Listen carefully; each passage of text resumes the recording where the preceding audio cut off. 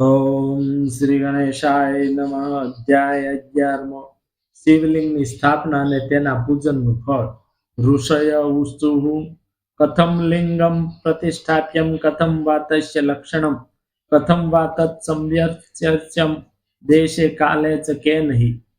ઋષિઓ બોલ્યા, મહાદેવના લિંગની સ્થાપના કેવી રીતે કરવી, એનું લક્ષણ શું છે, તેનું પૂજન કેવી રીતે કરવું અને કયા દેશમાં તથા કાળમાં તે કોણે કરવું યોગ્ય છે. સુત બોલ્યા, હું તમને કહું છું, તમે ધ્યાન દઈ સાંભળો. અનુકૂળ શુભ કાળમાં પવિત્ર તીર્થમાં કે જળાશયના કિનારે જ્યાં નિત્ય પૂજન થઈ શકે ત્યાં ઈચ્છા પ્રમાણે લિંગ સ્થાપવું. તે લિંગ પથ્થર, માટી કે ધાતુનું બનાવવું. મરજી હોય તો તે શાસ્ત્ર વિધાન તથા લક્ષણોથી યુક્ત હોવું જોઈએ. તેનું પૂજન કરવાથી ફળ મેળવાય છે, અને જો તે સર્વ લક્ષણથી યુક્ત હોય તો તેના પૂજનનું ફળ તરત મળે છે. જો તે લિંગ ચર હોય તો નાનું બનાવવું, અને જો સ્થાવર એટલે કે અચર હોય તો તે લિંગ મોટું જ હોવું જોઈએ. તે લિંગાકાર શિવને માટે જે પીઠ હોય તે શુભ લક્ષણ વાળું સ્થાપવું જોઈએ. તેનું મંડળ ત્રિકોણ કે ચતુષ્કોણ હોય, તેનો મધ્ય ભાગ પલંગના અવયવ જેવો, વચ્ચે પાતળો હોય એવા પ્રકારનું લિંગનું પીઠ હોય તો ઉત્તમ ફળ પ્રાપ્ત થાય છે. પ્રથમ લિંગ માટી કે પથ્થર વગેરેથી અથવા લોઢા વગેરે ધાતુથી બનેલું હોવું જોઈએ, પણ જેનાથી તે લિંગ કર્યું હોય તેનાથી જ તેનું પીઠ પણ કરેલું હોય એમ સ્થાવર લિંગમાં જ વિશેષતા છે. ચર લિંગમાં તો બાણ સિવાય લિંગ અને પીઠ બે એક જ વસ્તુના કરાય છે. લિંગનું માપ કરનારના 12 આંગળનું ઉત્તમ ગણાય છે. તેથી વધારે હોય તો દોષ નથી, પણ તેથી નાનું હોય તો ઓછું ફળ મળે છે. તેવી જ રીતે ચર લિંગમાં પણ તેને કરનારના 1 આંગળ જેટલું તે નાનું જોઈએ. પ્રથમ શિલ્પ શાસ્ત્રના આધારે દેવગણો સહિત મંદિર બંધાવવું, તેનું ગર્ભગૃહ સુંદર, મજબૂત અને દર્પણ જેવું પારદર્શક કરવું. તેની મુખ્ય દિશાનું દ્વાર નવરત્નોથી શણગારવું. એ નવરત્નો નીલમ, માણેક, વૈડૂર્ય, શ્યામ, મરકત, મોતી, પરવાળા, ગોમેદ અને વજ્ર એ નામે કહેવાય છે. તે ગર્ભગૃહના મધ્ય ભાગમાં કિંમતી દ્રવ્યોથી બનેલું લિંગ વૈદિક મંત્રોથી સ્થાપવું.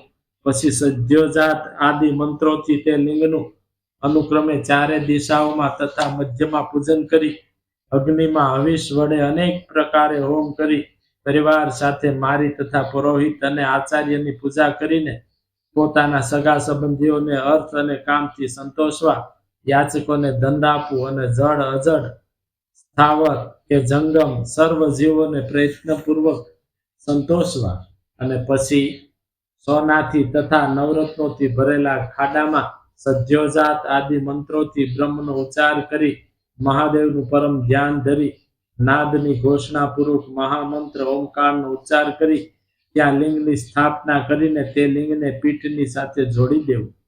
એમ પીઠ સહિત લિંગને સ્થાપ્યા પછી તે બંનેને કાયમી રહે તેવા લેપના પદાર્થથી બાંધી દેવા. પછી ત્યાં જ ઉત્સવાદી પ્રસંગો માટે બહારના ભાગમાં પરમ સુંદર મૂર્તિની પણ પંચાક્ષર મંત્રથી સ્થાપના કરવી. એ મૂર્તિ ગુરુ પાસેથી લેવી અથવા સાધુ પુરુષોએ પૂજેલી હોય તેવી મેળવવી. એમ લિંગમાં તથા મૂર્તિમાં કરેલી પૂજા શિવપદને આપનારી થાય છે. વળી લિંગ 2 પ્રકારના છે, સ્થાવર અને જંગમ. વૃક્ષ તથા વેલા આદિના ઝુંડ વગેરેને સ્થાવર લિંગ કહે છે, અને કૃમિ, કીડા વગેરેને જંગમ લિંગ કહે છે. સ્થાવરની સેવા અને જંગમની તૃપ્તિ કરાય છે. તે સુખની ઈચ્છાથી શિવ પૂજા કરવી એમ વિદ્વાનો કહે છે. પીઠ અંબા સ્વરૂપ છે અને શિવલિંગ ચૈતન્ય સ્વરૂપ છે.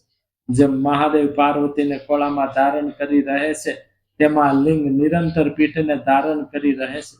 તે મહાલિંગની સ્થાપના કરી શક્તિ પ્રમાણે ષોડશોપચારથી તેની નિત્ય પૂજા કરવી, અને ત્યાં ધજા, તોરણ વગેરે બાંધવા. એ લિંગ સાક્ષાત શિવપદ આપનાર છે, તેથી એ રીતે તેની સ્થાપના કરી, અથવા ચર લિંગમાં પણ આ રીતે ષોડશોપચાર શિવનું યથાયોગ્ય પૂજન કરવું, એ પણ શિવપદ આપનાર છે.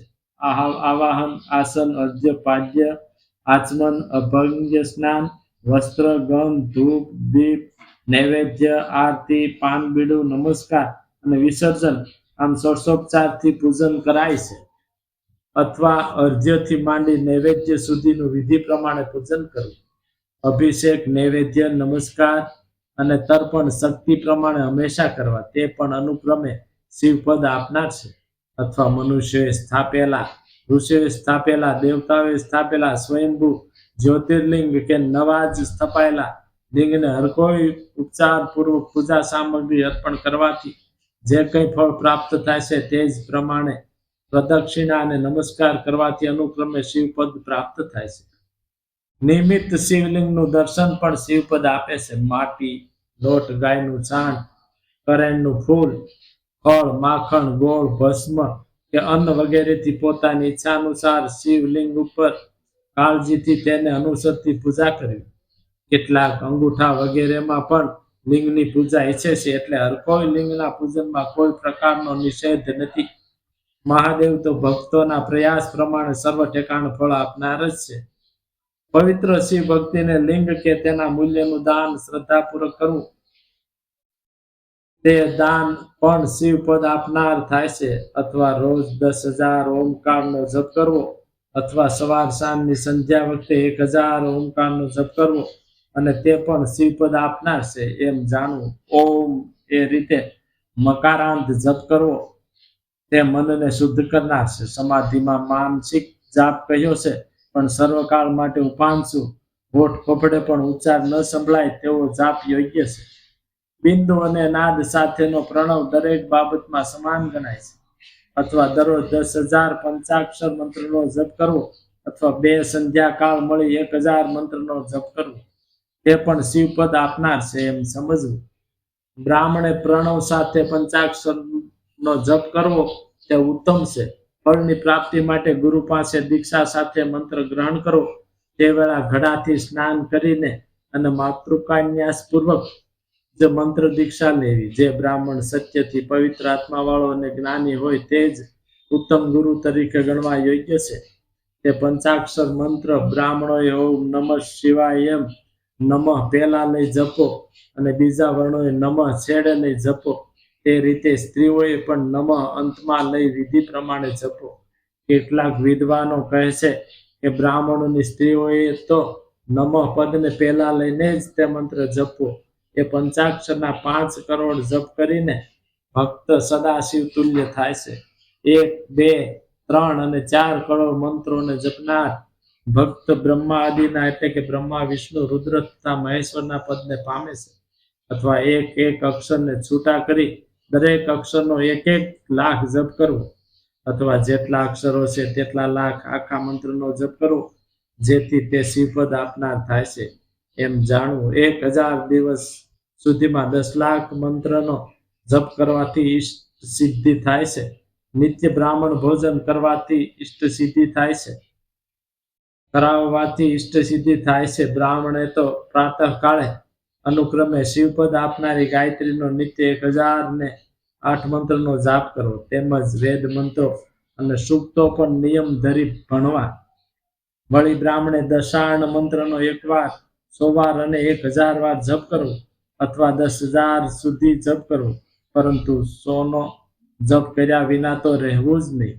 વેદનું પારાયણ પણ શિવપદને આપનારું જાણવું, તેમજ બીજા ઘણા મંત્રો પણ તેના જેટલા અક્ષરો હોય તેટલા લાખ જપવા, તેમજ એકાક્ષર મંત્રનો 1 કરોડ જપ કરવો નહીં, તો મંત્રોનો 1,000 વાર ભક્તિપૂર્વક જપ કરવો, એમ ભક્તિ પ્રમાણે કરવું, જેથી અનુક્રમે તે જપનાર શિવપદ મેળવે છે. પોતાનો એક ઇષ્ટ મંત્ર તો મરણ સુધી રોજ જપ્યા જ કરવો. શિવની આજ્ઞા છે કે સર્વને પ્રિય ઓમકારનો 1,000 જપ રોજ કરવો. તેમજ શિવના મંદિરમાં શિવ નિમિત્તે બાગ બગીચા બંધાવવા તથા શિવ કાર્યોના સાફસૂફી વગેરે કર્મો કરીને માણસ શિવપદ પામે છે. તેમજ શિવના ક્ષેત્રમાં નિત્ય ભક્તિથી વાસ કરવો, કેમ કે શિવના ક્ષેત્રમાં કરેલો વાસ જડ કે ચેતન ગમે તેને ભક્તિ અને મુક્તિ આપનાર છે. માટે સમજુ માણસે મરણ સુધી શિવ ક્ષેત્રમાં જ વાસ કરવો. શિવલિંગની જ્યાં સ્થાપના હોય ત્યાં મનુષ્યના ક્ષેત્રમાં લિંગથી 100 હાથ સુધીનું ક્ષેત્ર પુણ્યરૂપ થાય છે. ઋષિના અને દેવના ક્ષેત્રમાં 1000 સુધીનું ક્ષેત્ર પુણ્ય થાય છે. સ્વયંભૂ જ્યોતિર્લિંગ વાળા ક્ષેત્રમાં 1000 ધનુષના માપ સુધીનું ક્ષેત્ર પુણ્યક્ષેત્ર બને છે. તે પુણ્યક્ષેત્ર વાવ, કુવા વગેરે તથા સરોવરો હોય તો તે શિવ ગંગા કહેવાય છે. એવું શિવનું વચન છે. ત્યાં સ્નાન, દાન અને જપ કરી મનુષ્ય અવશ્ય શિવ સમીપ જાય છે. માટે મરણ સુધી શિવ ક્ષેત્રનો આશ્રય કરી રહેવું. તે શિવ ક્ષેત્રમાં અગ્નિ સંસ્કાર, દશા, શ્રાદ્ધ, માસ્યો, સપંડીકરણ, વાર્ષિક શ્રાદ્ધ કે પિંડ આપવાથી મળનારો તુરંત સર્વ પાપથી મુક્ત થઈ શિવપદ પામે છે. હર કોઈ મનુષ્ય ત્યાં 7, 5, 3 કે 1 રાત્રિ રહે છે તે પણ શિવપદ પામે છે. તેમજ લોકમાં પોતાના વર્ણને અનુસરતા પોતાના આચરણથી મનુષ્ય તે ઉત્તમ ફળ મેળવે છે. પોતાના વર્ણને ઉદ્ધાર કરવા પૂર્વક ભક્તિ કરવાથી મનુષ્ય તેનું ઉત્તમ ફળ પામે છે. જે કામનાથી તે કર્મ કર્યું હોય તે તેનું પણ ફળ તુરંત મેળવે છે. પણ તે સર્વ કર્મ જો કામના રહિત થઈ કર્યું હોય તો તે સાક્ષાત શિવપદને જ આપે છે. સવાર, બપોર અને સાંજ એમ એક દિવસના 3 કાળે અનુક્રમે સવારે નિત્ય કર્મો, બપોરે કામ્ય કર્મો અને સાંજે શાંતિ આપનાર કર્મો કરવા. તેમજ રાત્રે પણ શાંતિ આપનાર જ કર્મો કરવા. રાત્રિમાં વચ્ચેના 2 પ્રહર મધ્યરાત્રિનો કાળ ગણાય છે. તે કાળ કરેલી શિવ પૂજા વિશેષ ઇષ્ટ સિદ્ધિ આપનારી થાય છે. એમ સમજી કર્મ કરતો મનુષ્ય ઉપર કહ્યા પ્રમાણે ફળ મેળવનાર થાય છે. અને કળયુગમાં તો ખાસ કરીને કર્મથી જ ફળ સિદ્ધિ થાય છે. અધિકારના જુદા જુદા ભેદ પ્રમાણે કહેલા હર કોઈ કર્મથી જે સદવર્તન કરે અને પાપથી જે કરે તે મનુષ્ય તે ફળ પામે છે. ઋષિઓ બોલ્યા, પવિત્ર ક્ષેત્રો તમે અમને ટૂંકમાં કહો કે જેનો આશ્રય કરી સર્વ સ્ત્રીઓ તથા પુરુષો શિવપદ પામે. હે ઉત્તમ યોગીઓમાં શ્રેષ્ઠ સૂત, શિવ ક્ષેત્રના ઉત્પત્તિ સ્થાનો પણ તમે અમને જણાવો.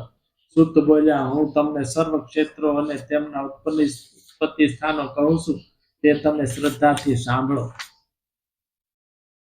સુત ઉવાચ સુતમ યોગીર્વરશ્રેષ્ઠમ શિવક્ષેત્રાગમાસ્તથા શૃણુત શ્રદ્ધયા સર્વક્ષેત્રાણિ ચ તદાગમાન.